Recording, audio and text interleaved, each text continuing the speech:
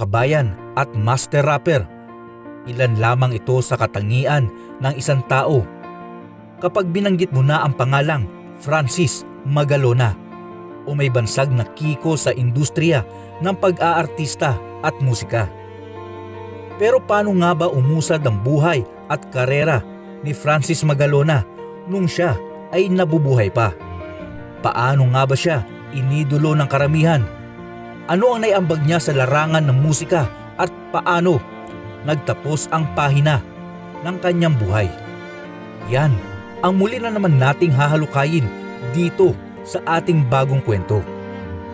It's me, Tito Chow, makinig at mamangha.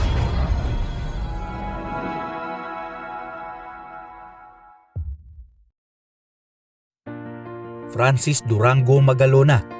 Ito ang buong pangalan ng tinaguriang master rapper ng Pilipinas.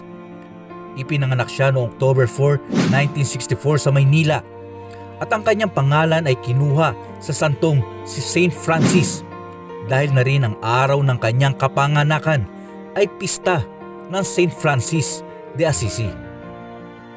Ang kanyang ama ay si Pancho Magalona at ang kanyang ina naman ay may pangalang Tita Duran, kung saan ang dalawa ay dati ring mga artista noong kapanahunan nila.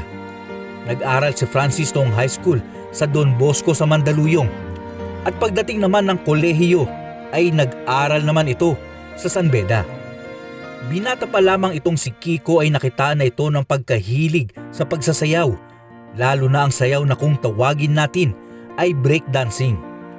Dahil nga anak ng mga dating artista at sadyang may talento ang nooy binatang si Francis M, ay sumabak na rin si Kiko sa pagiging artista.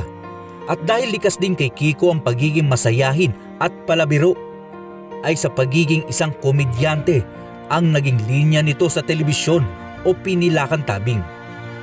Naging kasabayan nito noon sa paggawa ng mga pelikula ang nooy papausbong pa lamang din na si Michael B. Obitoy na minsan ding naging isang rapper, at si Andrew E.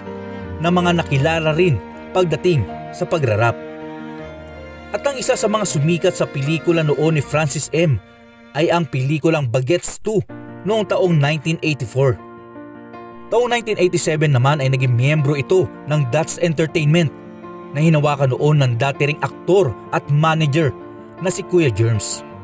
Hanggang sa kunin si Kiko bilang isang BJ ng sikat na MTV Asia at unang Pinoy na naging BJ ng nasabing music television, at kalaunan ay naging parte na rin ng isang noontime show noon na Itbulaga. Bagamat siya ay isang ganap na artista na, itinuon pa din niya ang sarili sa pagsasayaw at pagkanta ng mga rap, at noong taong 1990 ay inilabas niya ang album na Yo, kung saan nakapaloob dito ang isa sa unang sumikat niyang kanta na Mga Kababayan.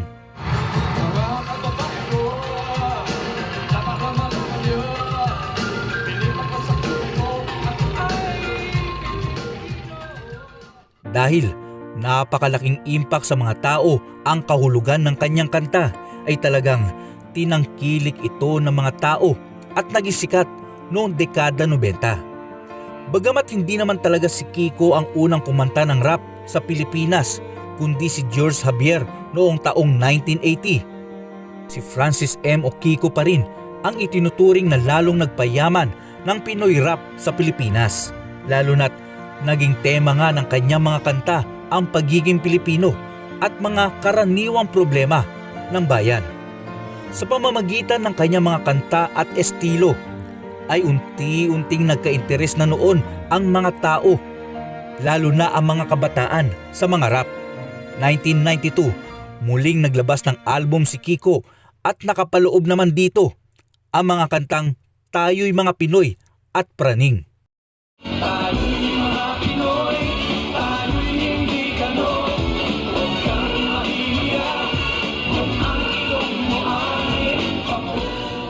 Noong 1993 naman, pinasok ni Francis M. ang banda at nabuo ang Hardware Syndrome. Marami din siya mga naging kaibigan na miyembro ng mga banda. Isa na rito si Eli Buendia at ang bandang parokya ni Edgar. May mga binuong kanta ang bandang ito kasama si Kiko at ang isa sa mga mas sumikat dito ay ang kantang Bagsakan kung saan nakasama niya ang parokya ni Edgar at si Glock 9. Si Kiko rin ay naging member ng Camera Club of the Philippines dahil sa pagkahilig niya sa pagkuha ng mga litrato. 2001, nasangkot sa kontrobersya ang sikat na rapper na si Kiko nung makita daw sa kanyang sasakyan ang mga marijuana. Pero taong 2004 ay napawalang sala ito dahil na rin sa kakulangan ng mga ebidensya. Samantala, pagdating sa pag-ibig naman ay pinakilala ni Richard Gomez si Pia Arroyo kay Francis Magalona.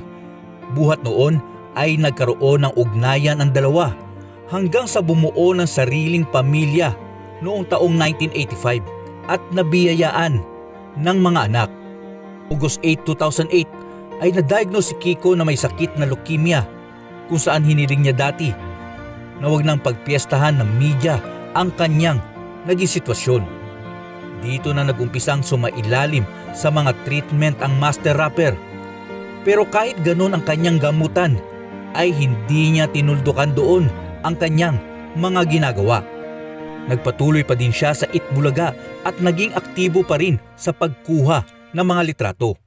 Sabi nga niya sa kanyang asawang si Pia na mamamatay siyang lumalaban sa sakit niya at hinding-hindi niya sasayangin ang kanyang oras na natitira. Ayon din sa may bahay ay sobrang galit na galit daw si Kiko sa kanyang sakit dahil marami pa raw siyang dapat gawin at marami pa siyang mga kantang bibigkasin para imulat ang mata ng mga kabataan. Nagkaroon din siya ng isang clothing company na 3 Stars and a Sun na tinangkilik hindi lang ng mga kabataan pati na rin ng karamihan.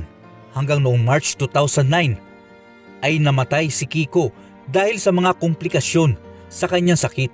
Nung inilabas ng simbahan ang abo ni Francis upang dalhin sa Loyola Memorial Park sa Marikina, sina Ogie Alcacid at Michael B. ang ilan sa mga nagbuhat sa abo ng kanilang matalik na kaibigan. Dito ay nagkaroon na isang mahabang funeral procession na sinamahan hindi lang ng mga kaibigan at kamag-anak ni Kiko, pati na ng mga humahanga sa kanya. Maraming mga tao noon ang nag-abang sa lugar na dadaanan ng funeral procession. At kahit katanghaliang tapat ay puno pa rin ang kalsada sa pag-aabang sa kanilang idolo. Sino sa inyo ang naabutang buhay ang tinaguriang master rapper? Minsan na rin ba kayong humanga sa kanya? I-komento nyo lamang po sa ating comment section. Maraming salamat po.